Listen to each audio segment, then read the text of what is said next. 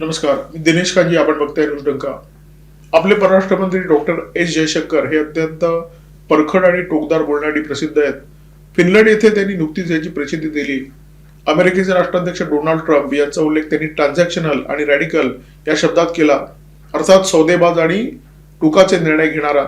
त्यांनी ट्रम्प यांना सुनावलं, तुम्ही आम्हाला सांगाल की रशियाकडून तेल खरेदी करा आणि आम्ही करणार, आणि नंतर तुम्ही सांगाल की तेल खरेदी बंद करा आणि आम्ही बंद करणार.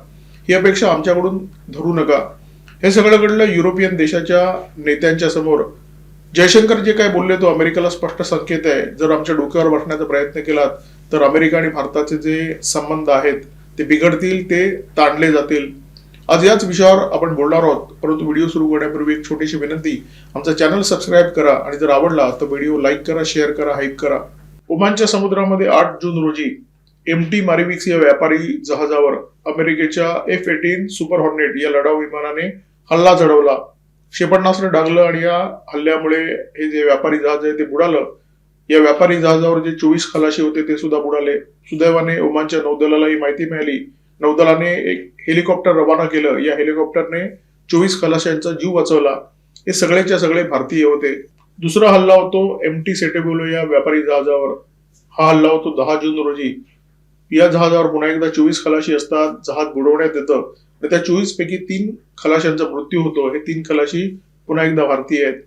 ज्या 2 जहाजांवर हल्ला झाला ती दोन्ही जहाजं भारताची नव्हती, परंतु त्याच्यावर जे खलाशी होते ते मात्र भारतीय होते आणि आतापर्यंत 3 भारतीय खलाशांचा मृत्यू झालेला आहे. परराष्ट्र मंत्रालयाने या दोन्ही हल्ल्यांची अत्यंत तीव्र प्रतिक्रिया दिलेली आहे. भारतामध्ये अमेरिकेचे प्रभारी राजदूत जेसन मिक्स यांना आपल्या परराष्ट्र मंत्रालयाने पाचारण केलं आणि त्यांना कडक शब्दामध्ये समज दिलेली आहे. गेल्या 3 दिवसामध्ये 2दा जेसन यांना परराष्ट्र मंत्रालयाने पाचारण केलेलं आहे. 2दा त्यांची खरडपट्टी काढलेली आहे. अमेरिकेच्या सेंट्रल कमांडने मात्र या हल्ल्याचा निषेध केलेला नाहीये, उलट हल्ल्याचं समर्थन केलेलं आहे. त्यांनी असं म्हटलंय की ही दोन्ही जहाजं आमच्या ब्लॅकलिस्टवर होती आणि म्हणून या जहाजांवर आम्ही हल्ला चढवला. फिनलंडची राजधानी हेल्सिंकी मध्ये कुल्तारांता परिसंवाद सुरू आहे आणि याच परिसंवादामध्ये 11 जून रोजी डॉक्टर एस जयशंकर यांनी ही विधानं केलेली आहेत. याला पार्श्वभूमी होती 8 जून आणि 10 जून रोजी ओमानच्या समुद्रामध्ये अमेरिकेच्या नौदलाने जे काही प्रताप केले त्याची. डॉक्टर एस जयशंकर यांची प्रतिक्रिया अत्यंत तिखट होती. युरोपियन देशाचे जे नेते या परिसंवादासाठी एकत्र आले होते त्यांना इतकी तिखट प्रतिक्रिया भारताकडून येईल याची अपेक्षा नव्हती. या परिसंवादामध्ये पुन्हा एकदा डॉक्टर एस जयशंकर यांना तोच प्रश्न विचारण्यात आला जो कोणत्याही युरोपीय देशामध्ये जयशंकर जातात तेव्हा त्यांना विचारण्यात येतो. प्रश्न असतो, रशिया युक्रेनचं युद्ध सुरू असताना तुम्ही रशियाकडून तेल खरेदी कसं काय करता आणि हे नैतिकतेच्या चौकटीमध्ये बसतं का? डॉक्टर एस जयशंकर यांनी प्रश्न जेवढा तिखट होता त्याच्यापेक्षा जास्त जळजळीत उत्तर दिलेलं आहे. ते असं म्हणाले, 2022 पूर्वी आम्ही रशियाकडून फारसं तेल विकत घेत नव्हतो, परंतु 22 नंतर जगामध्ये अशा प्रकारची परिस्थिती निर्माण झाली की रशियाकडून तेल खरेदी करणं आम्हाला भाग पडलं. रशियाकडून तेलाचा सतत पुरवठा सुरू होता. आम्हाला जेव्हा आवश्यकता असायची तेव्हा हे तेल आम्हाला उपलब्ध असायचं. त्यामुळे मोठ्या प्रमाणामध्ये या तेलाची खरेदी आम्ही सुरू केली. अमेरिकेनेच आम्हाला सुचवलं होतं की जागतिक बाजारामध्ये तेलाचे दर स्थिर राहावेत म्हणून तुम्ही रशियाकडून तेल खरेदी करा. आता अमेरिका सांगणार तेव्हा तेल खरेदी करायची आणि अमेरिका सांगणार तेव्हा बंद करायची, हे शक्य नाहीये. इथे बसलेले सगळे परिपक्व आहेत आणि जगामध्ये काय खेळ सुरू आहे हे सगळ्यांना व्यवस्थितपणे माहिती आहे.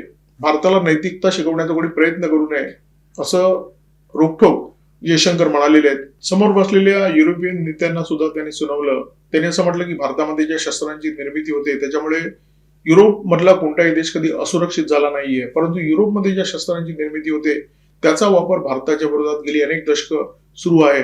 जगातल्या एकमेव महासत्तेला इतक्या तिखट आणि जळजळीत भाषेत सुनावणं ही काही सोपी गोष्ट नाहीये. ज्या देशाचा कणात ताट आहे, जो देश खरोखरीच सार्वभौम आहे, अशाच देशाचा एखादा नेता हे काम करू शकतो. आणि जयशंकर यांनी हे सगळं कोणाच्या समोर वक्तव्य केलेलं आहे? युरोपियन देशाच्या नेत्यांच्या समोर. जे युरोपियन देश गेली अनेक दशकं अमेरिकेच्या ताटाखालचं मांजर बनून राहिलेले आहेत, ज्यांची परराष्ट्र नीती म्हणजे अमेरिकेच्या परराष्ट्र धोरणाची सावली. अमेरिकेचा राष्ट्राध्यक्ष ज्या दिशेला बघतो त्याच दिशेला युरोपचे सगळे नेते बघत असतात. अशा प्रकारचे चित्र जगातल्या देशांनी गेली अनेक दशकं पाहिलेलं आहे. अमेरिका हा देश जागतिक महासत्ता आहे याचा अर्थ काय? अमेरिकेकडे जे लष्करी बळ आहे तेवढं लष्करी बळ जगातल्या एकही देशाकडे नाहीये. अमेरिकेची सगळ्या जगावर पकड आहे. अमेरिकेच्या विरोधात तुम्ही बोलण्याची आवश्यकता नाहीये. अमेरिकी नेते जे म्हणतील तसं जर तुम्ही केलं नाही किंवा अमेरिकेच्या मनासारखं तुम्ही वागला नाहीत तर एवढं एक कारण अमेरिकेला एखादा देश चिरडण्यासाठी पुरेसं असतं.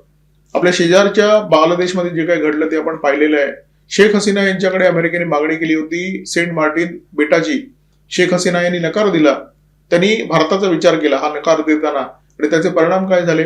शेख हसीना यांची सत्ता उकडून फेकून देण्यात आली आणि अशा प्रकारची परिस्थिती बांगलादेशमध्ये निर्माण करण्यात आली की शेख हसीना यांना आपला बुरिया बिस्तारा आवरायला सुद्धा वेळ मिळाला नाही. त्यांना 45 मिनिटांमध्ये देश सोडून पलायन करावं लागलं. ट्रम्प यांच्या सनकीपणामुळे केवळ दुसरे देश आणि दुसऱ्या देशातले नेते, दुसऱ्या देशातले मुत्सद्दी अडचणीत येतात अशातला भाग नाहीये.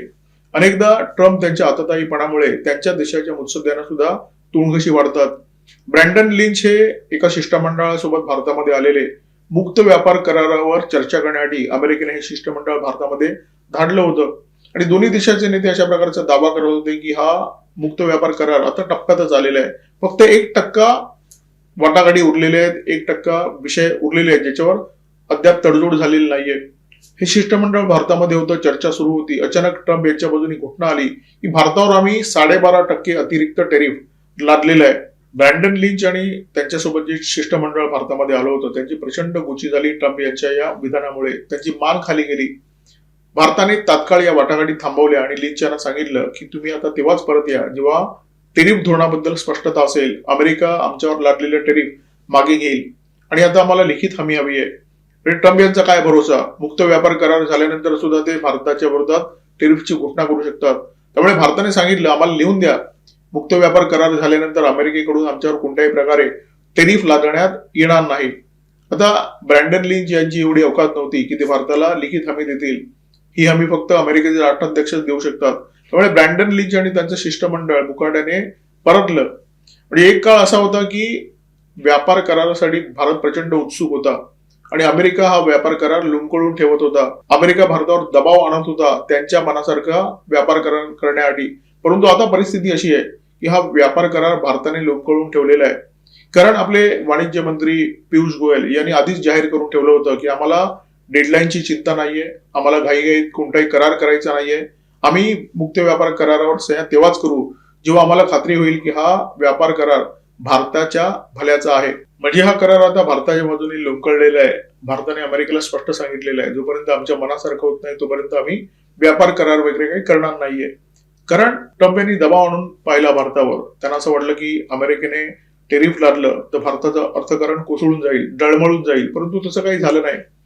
2025-26 ची जी अखेरची तिमाही होती त्याच्यामध्ये भारताचा जो करंट अकाउंट सरप्लस आहे तो $7.1 अब्ज इतका आहे. हा करंट अकाउंट सरप्लस काय भानगड असते ते समजून घ्या.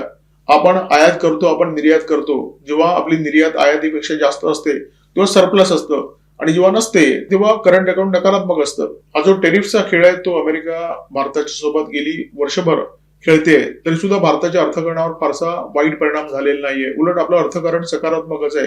2025-26 ची जी अखेरची तिमाही होती त्याच्यामध्ये आपला जीडीपी 7.8% वाढला आणि आपला वर्षभराचा जो जीडीपी होता तो आहे 7.6%. जगाचा जीडीपी तुम्ही बघा आणि भारताचा जीडीपी बघा, अमेरिकेचा जीडीपी बघा आणि भारताचा जीडीपी बघा, तुमच्या लक्षात येईल की भारताचं अर्थकारण जगामध्ये सर्वाधिक वेगाने वाढतंय. अमेरिकेने भारताची जी गोची करण्याचा प्रयत्न केला त्याचा काडीचाही परिणाम भारतावर झालेला नाहीये. अमेरिकी शिष्टमंडळाला परत पाठवून भारताने एक थप्पड आधीच अमेरिकेच्या तोंडावर मारली होती, परंतु त्याची फारशी चर्चा झाली नाही कारण इराण युद्ध जोरात होतं. सगळ्या जगाचं लक्ष पश्चिम आशियाकडे लागलं होतं. त्यामुळे अमेरिकी शिष्टमंडळ भारतातून परतलं, हात हलवत परतलं. याच्याबद्दल फार बोबाटा झाला नाही. परंतु डॉक्टर एस जयशंकर हेल्सिंकीमध्ये जे काही म्हणाले त्याचा मात्र प्रचंड बोबाटा झाला, त्याची चर्चा झाली. त्याला गवगवा होणं असं म्हणतात. तो प्रकार जयशंकर यांच्या विधानाबद्दल झाला. फिनलंडचे जे राष्ट्रपती आहेत अलेक्झांडर स्टब ते भारताच्या जरा जास्तच प्रेमात आहेत. नरेंद्र मोदी यांचा अलीकडे जो 5 देशांचा दौरा झाला त्या दौऱ्याच्या दरम्यान त्यांनी एक विधान केलं होतं की जगातल्या प्रत्येक देशाने थोडं अधिक भारतीय होण्याची गरज आहे. त्याचा अर्थ काय? थोडं अधिक उदारमतवादी होण्याची गरज आहे.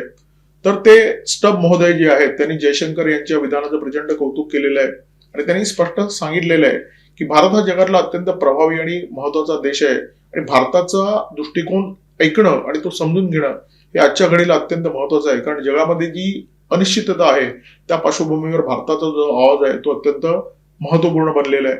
फिनलंडच्या नेत्यांनी जयशंकर यांचं कौतुक केलं. म्हणजे राष्ट्रपती अलेक्झांडर स्टब असो किंवा परराष्ट्र मंत्री एलिना वॉल्टेनेन या दोघांनी जयशंकर जे काही म्हणाले त्याचं कौतुक केलं. युरोपातले नेते मात्र त्याच्यावर व्यक्त झाले नाहीत. खरं तर ते मनोमन प्रचंड खुश झालेले असणार, कारण जयशंकर यांनी ती विधानं केली जी करण्याची इच्छा युरोपातल्या नेत्यांना होती, परंतु धाडस होत नव्हतं. ट्रम्प यांच्या विरोधात कसं काय बोलायचं, तर ट्रम्प यांना झोडून काढण्याचं काम जयशंकर यांनी केलं. त्यामुळे जयशंकर यांची जी बुलडोजर डिप्लोमसी आहे त्याच्यावर युरोपातले नेते प्रचंड खुश झाले असणार, कारण नाटोचं दृढ करण्याचं काम ट्रम्प यांनी त्यांच्या कारकिर्दीमध्ये केलं, ज्याचा सगळ्यात जास्त फटका युरोपातल्या देशांना बसलेला आहे. ट्रम्प हे फक्त सनकी नाहीयेत, ते प्रचंड खोटारडे आहेत. एका बाजूला अमेरिकेची सेंट्रल कमांड हल्ल्याचं समर्थन करत होती, सांगत होती की ज्या 2 व्यापारी जहाजांना आम्ही बुडवलं ते आम्ही योग्यच केलं, कारण ही जहाजं आमच्या ब्लॅकलिस्टवर होती. आणि ट्रम्प काय बोलतायत, भारताने परखड प्रतिक्रिया दिल्यानंतर ट्रम्प म्हणाले की हा हल्ला अमेरिकेने केलेलाच नाहीये, हा हल्ला केलाय इराणने, आणि त्याने इराणला दम सुद्धा दिला की तुम्ही पुन्हा जर हल्ला कराल तर बघून घेऊ. बरं, हा माणूस इतका निर्लज्ज आहे की आता भारताच्या विरोधात त्यांनी कारवाई केली, परंतु 4 दिवसांनी ते पुन्हा विधान करतील की Modi is great leader, Modi is great friend, India is great country. म्हणजे त्यांना काही फरकच पडत नाही, या बोटाची थुकी त्या बोटावर, त्या बोटाची थुकी या बोटावर. तर ट्रम्प यांचं हे धोरण असंच राहिलेलं आहे आणि त्याला व्यवस्थित लाथा घालण्याचं काम डॉक्टर एस जयशंकर यांनी केलेलं आहे. ट्रम्प हे असे राष्ट्राध्यक्ष बनलेले आहेत की ज्यांच्या कार्यकाळामध्ये भारत आणि अमेरिकेचे जे संबंध आहेत ते निश्चितम पातळीवर आलेले आहेत. म्हणजे गेल्या 25 वर्षाची मी गोष्ट करतोय. गेली 20 वर्ष अमेरिकेचे प्रयत्न सुरू आहेत भारताशी संबंध सुधारण्याचे. बरं, हे संबंध अमेरिकेला का हवे होते? अमेरिकेला काही भारताबद्दल प्रेम नव्हतं, परंतु इंडो पॅसिफिक मध्ये चीनचं जे वर्चस्व वाढतंय, आशियामध्ये चीनची जी ताकद वाढते, चीन अमेरिकेची बरोबरी करण्याचे जे प्रयत्न करतोय ते प्रयत्न अमेरिकेला खटकत होते आणि त्याच्यामुळे चीनचा मुकाबला करण्यासाठी अमेरिकेने भारताला जवळ केलं. इंडो पॅसिफिक मध्ये एका गटाची स्थापना केली, क्वाड्रिलॅटरल सेक्युरिटी डायलॉग अर्थात क्वाड, ज्याच्यामध्ये ऑस्ट्रेलिया, जपानसह भारत सुद्धा होता, अमेरिका सुद्धा होता. 4 देशांचा हा गट आहे, परंतु ट्रम्प यांच्या नीतीमुळे या गटाचं मातेरं झालेलं आहे. जपान आणि ऑस्ट्रेलियाला ट्रम्प यांची नीती समजलेली आहे, हे 2 देश आधीच बाजूला गेलेले आहेत आणि आता भारताच्या सोबत ट्रम्प यांचा जो व्यवहार आहे त्याच्यामुळे भारत सुद्धा अमेरिकेला फार गंभीरपणे घेत नाहीये. चीनचा धोका लक्षात घेऊन अमेरिकेने क्वाड्रिलॅटरल सेक्युरिटी डायलॉग अर्थात क्वाड या गटाची स्थापना केली आणि या प्रयत्नांवर पाणी उतरण्याचं काम अमेरिकेच्या राष्ट्राध्यक्षाने केलेलं आहे, म्हणजे डोनाल्ड ट्रम्प यांनी केलेलं आहे. आधीच्या राष्ट्राध्यक्षांनी जी मेहनत केली त्या मेहनतीवर पाणी उतरण्याचं काम ट्रम्प यांनी केलेलं आहे. ती मेहनत त्यांनी बर्बाद केलेली आहे आणि एक गोष्ट स्पष्ट आहे की अमेरिका आजच्या घडीला चीनचा मुकाबला करू शकत नाही. म्हणजे अमेरिकेकडे जे नौदल आहे, अमेरिकेकडे जी मिलिटरी पॉवर आहे, तेवढी मिलिटरी पॉवर चीनकडे नाहीये, परंतु ती इराणकडे तरी कुठे होती. 100 दिवस युद्ध सुरू आहे इराण आणि अमेरिकेचं, परंतु अमेरिकेला जो निर्विवाद विजय मिळायला पाहिजे होता, म्हणजे त्यांच्याकडे जी ताकद आहे ती पाहता इराणने अमेरिकेच्या समोर उभं राहण्याचं धाडस केलं.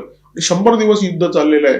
या युद्धामध्ये अमेरिकेचं सुद्धा बऱ्यापैकी नुकसान केलेलं आहे आणि ट्रम्प यांच्या धोरणामुळे आता अशा प्रकारचं चित्र निर्माण होते, अशा प्रकारची परिस्थिती निर्माण होते की भारत आणि रशियाचे संबंध अत्यंत घट्ट झालेले आहेत आणि उद्या कदाचित चीन सुद्धा अमेरिकेची रणनीती पाहून भारतासोबत संबंध सुधारण्याचे प्रयत्न करेल आणि हे 3 देश जर एकत्र आले तर ते अमेरिकेला परवडणार आहे का?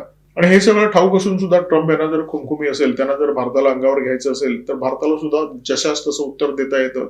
रशियाने आधीच अमेरिकेची वाट लावून ठेवलेली आहे. भारताने अशा प्रकारचे प्रयत्न करायला सुरुवात केली तर अमेरिकेला ते निश्चितपणे जड जाणार आहे आणि भविष्यामध्ये जर भारत, रशिया, चीन हे देश एकत्र आले तर मग विचारायला नको, अमेरिकेला तर पळता भुई थोडी होईल, अशा प्रकारची परिस्थिती निर्माण होईल.